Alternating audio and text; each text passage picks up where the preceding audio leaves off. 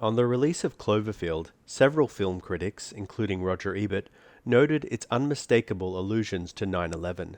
Specifically, the film is set in New York City and depicts a violent, destructive, and, in the moment, inscrutable attack from without. Within the diegesis, HUD's video camera records collapsing buildings, shattering glass, pillars of smoke, screaming and fleeing crowds, deserted streets, and a haze of ash coating the wreckage.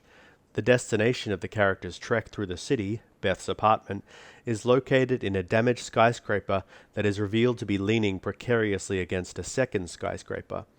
Kevin J. Wetmore argues that the image bears an unmistakable resemblance to the Twin Towers as they were collapsing before a horrified audience of people on the streets and at home. Despite their difference in setting and narrative, urban found footage horror films share an important aesthetic quality with remote found footage horror films. The monster is often concealed or remains unseen by the characters. Indeed, in his analysis of Cloverfield's style, Daniel North characterizes the film as a, quote, paranoid space of obstructed vision and partial knowledge.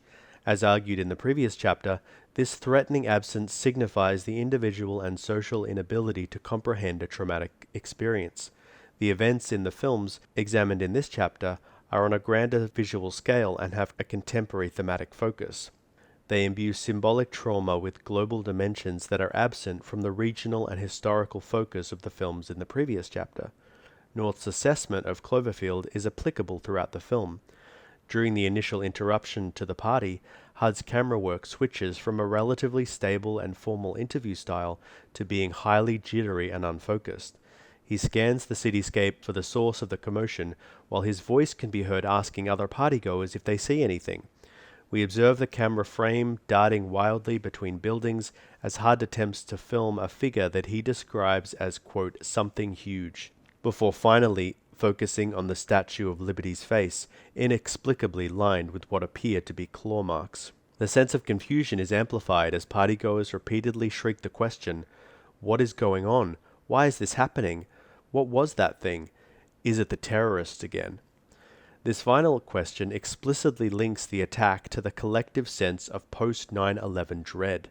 Initially, HUD and his friends gravitate towards television as their source of information and understanding about what is occurring, but discover that the news organizations are just as ignorant as the general public, offering only vague speculation and poor quality coverage.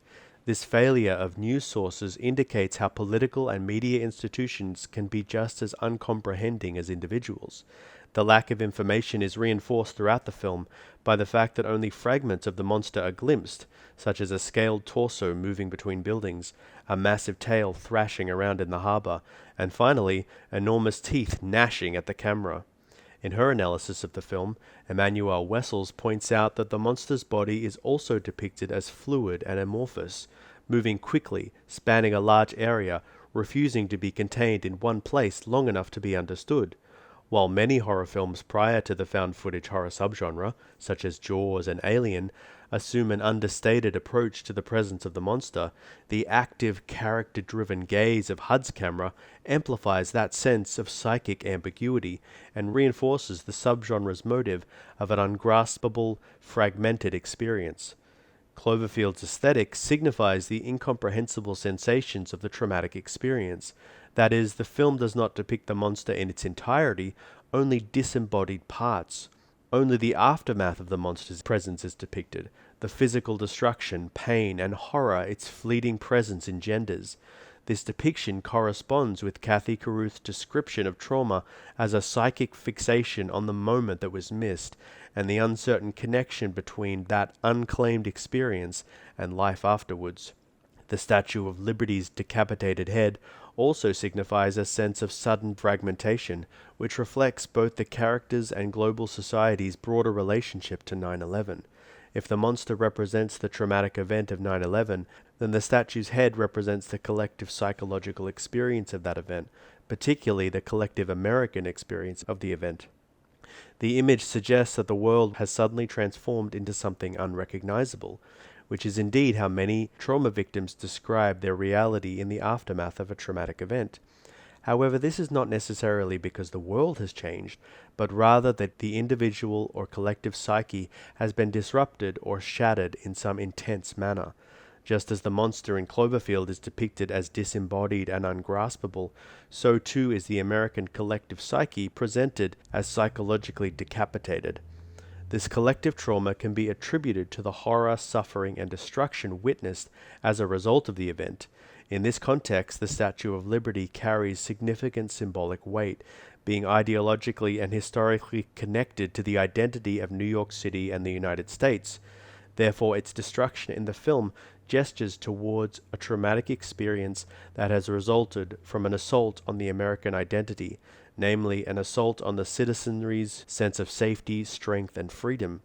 In her dissertation on new horror cinema, Naja Leda argues that before 9/11, America thought of itself as untouchable and unchallengeable, the last national superpower. However, this self-conception was suddenly and violently disproven during the 2001 attacks. September 11 demonstrated that America was indeed touchable, that its people and territory were vulnerable to attack and devastating injury. Just as the Cloverfield monster is depicted as largely undocumentable by the camera, Leder argues that politicians and media characterize the site of Ground Zero in New York as a space of absence and negation. Symbolically, where once there was stability and continuity in the impressive twin towers of the New York skyline, suddenly there was a gaping physical and psychological wound made by a then unknown and unknowable aggressor. By showing another famous and national landmark being destroyed, Cloverfield implicitly references the destruction of the Twin Towers, with both structures presented to viewers as being scarred and toppled by an indecipherable monstrous force.